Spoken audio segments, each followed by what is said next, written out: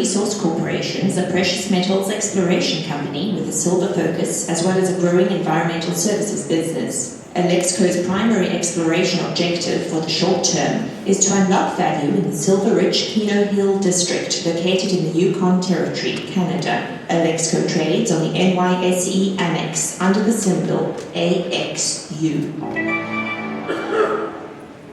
Good afternoon. My name is Clynt Nauman. I'm the president of Alexco Resource Corp.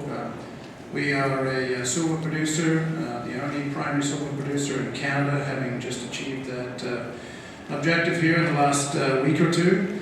And so I'm going to try and give you just a few seconds of some of the background of the company, what I see looking forward.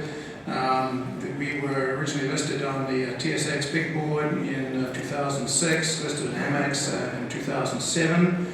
We have a slightly different take on the business than other people. We're both miners, and we also run an environmental company specializing in remediation of contaminated water in and around mine sites, Canada, United States, and South America.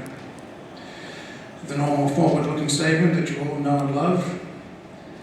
And so this is just a broad outline of what the company really is doing.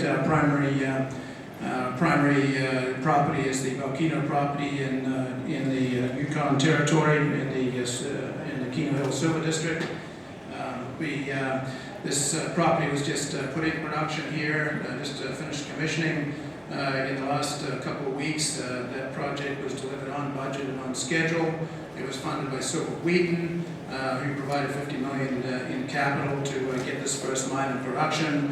We'll be producing initially 2.8 million ounces of silver a year. We own the entire district in the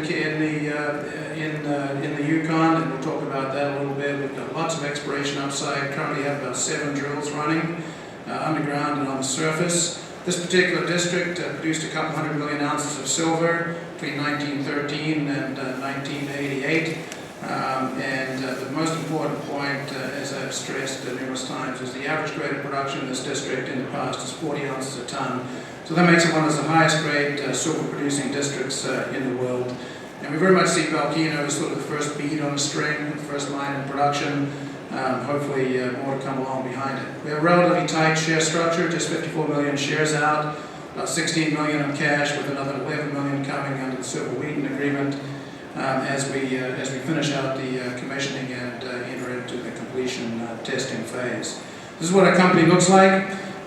Just on the left-hand side here, this is our environmental group. We have offices in Canada, in the United States. In Canada, we focus on the environmental consulting, ad hoc type work, a lot of mine remediation. We have our own fleet of equipment. In the United States, we're much more focused on technical issues. We own a couple of 3 patents. We do a lot of work in terms of remediation of groundwater problems in and around mine sites, nuclear sites, military sites, etc. And on the other side is the mining business. We're totally focused on Keno Hill, have no focus anywhere else, and we haven't diluted this focus since we started the company in 2006. So one of the things that I'd like to talk about a little bit here, just for a second, is the fact that we've actually delivered on a promise. This property was 3 years from discovery to production. I do not think that anywhere else in the world that it's going to be easy, that's an easily achievable record, and certainly we can look back and see what the basis of that success was. I think we had a very sensible transaction in acquiring this property from the federal government of Canada. It is a brownfield site. We are indemnified from all the historical liability.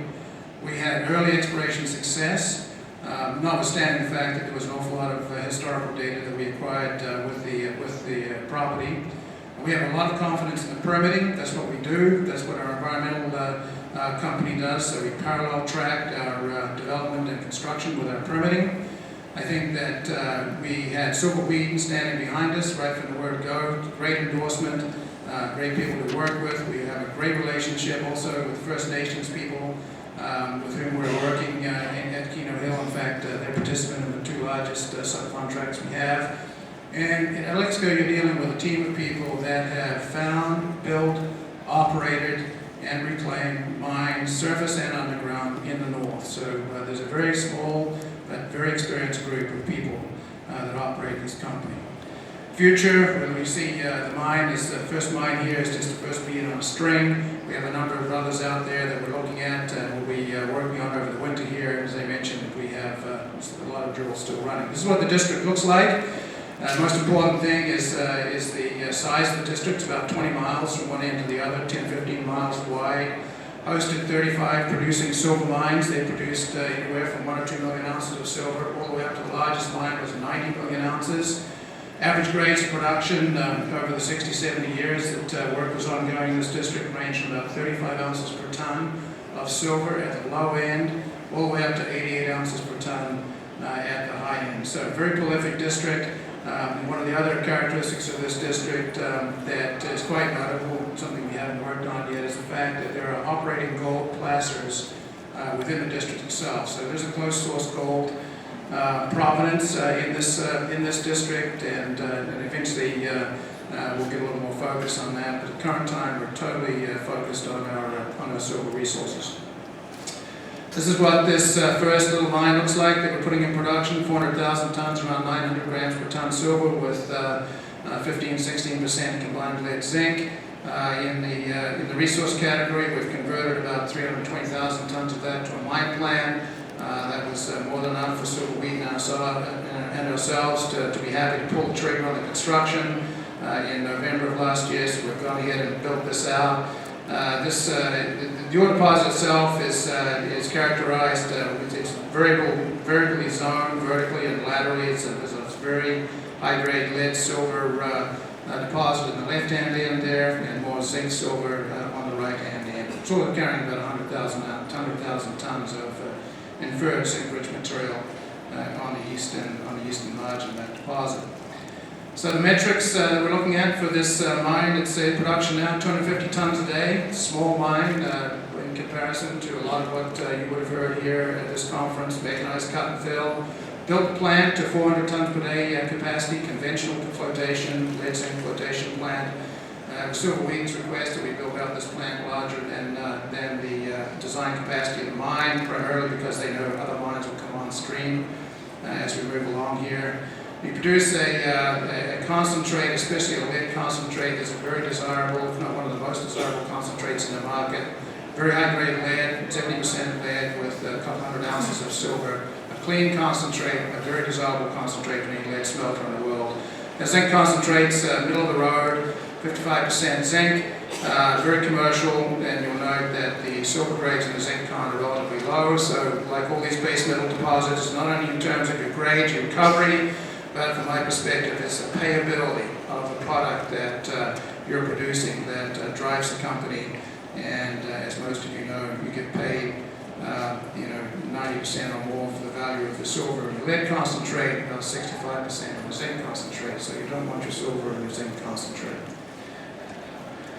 This is what the production metrics look like in terms of the original mine plan we put together. We're currently revising this, of course, now that we're in production. We haven't gotten our 2011 and outward plans put together quite yet, but this is what was in the original development plan. I see running around 900,000 grams per ton the first couple of years with very high lead and zinc grades. Silver production costs a couple of bucks in the first year, escalating as the ore gets more zinc rich. These numbers were done on a $15 silver market with 70-80 cents lead zinc. My sort of rule of thumb on this with the dynamics in terms of the net smelter returns is that when lead and zinc are trading for more than $1, the silver production cost based on this particular study approach zero. A few comments on the Silver Wheat agreement down there, $50 million to build out the plant. This plant, $50 million US. At the end of the day, this was delivered on time, on budget, and will cost right around 58 million Canadian.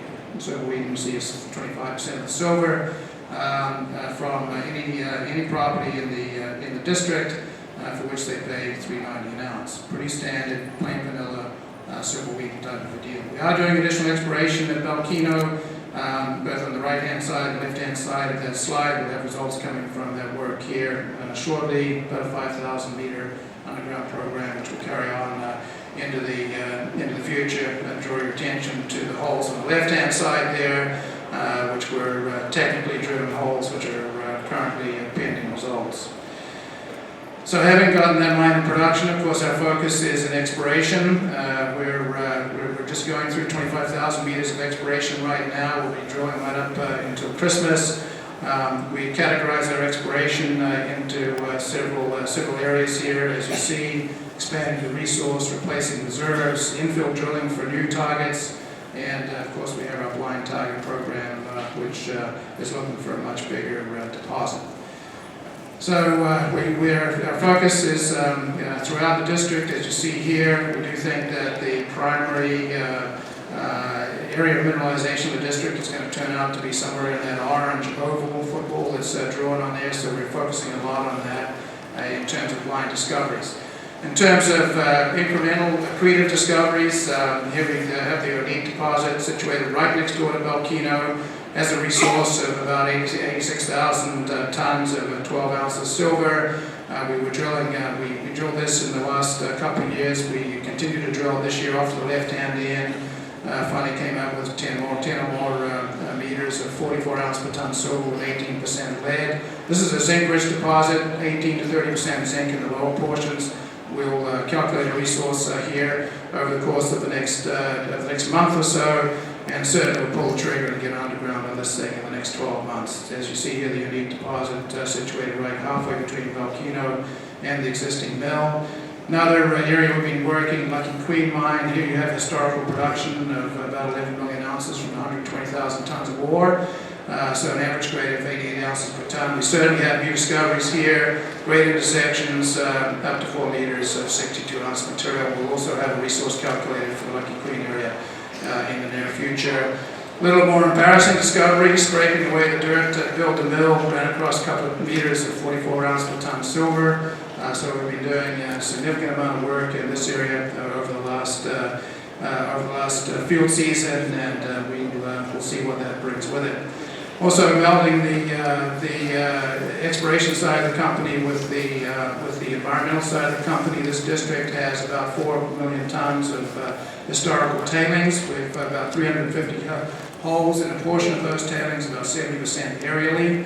And we have defined here 2.5 million tons of 119 grams per ton, so 3-4 ounce per ton silver. This silver is recoverable.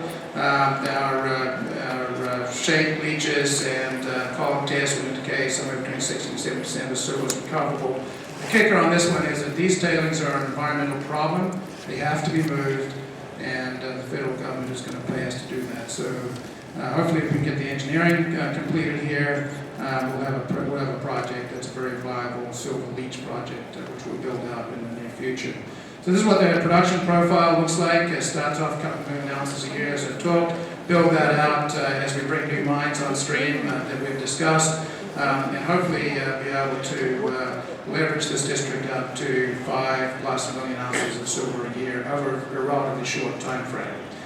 Not to forget, I'm the blue sky guy in this outfit, so I'm convinced that somewhere out there there's going to be another 100 million ounce silver deposit. We've been doing a fair amount of work focused on that. Typical of that would be putting that together stratigraphically and otherwise some of these deposits. There's a couple here. The Elsa deposit produced 30 million ounces at 60 ounces a ton. But a couple of kilometers away, the Husky deposit produced 18 million ounces at 40 ounces a ton. Those two deposits were originally the same deposit. The problem is that when we put that fault back together, there's about 200 meters of stratigraphy missing, so there's an obvious target there that we'll be working on. Not to forget about the environmental business. It's a great business, generates cash, gives us a competitive position in the business. As I said, 16 million cash. 54 million out, 58 million fully diluted. Management, highly experienced in the business in terms of finding and putting these types of deposits in production. And so these would be then our investment highlights. We're the owner of the Keno Hill Silver District. That's an unencumbered district. We're putting into production the first mine there. It'll be Canada's only primary silver producer. It'll be one of the highest grade mines in the world. We have a strategy to develop a string of other high-grade silver deposits in the district. We have a great knowledge base here. We are very focused on, in addition to bringing these little 10, 20 million ounce deposits into production, looking for a much larger deposit. And we also have an environmental company that generates cash and gives us a competitive edge in the business. Thank you.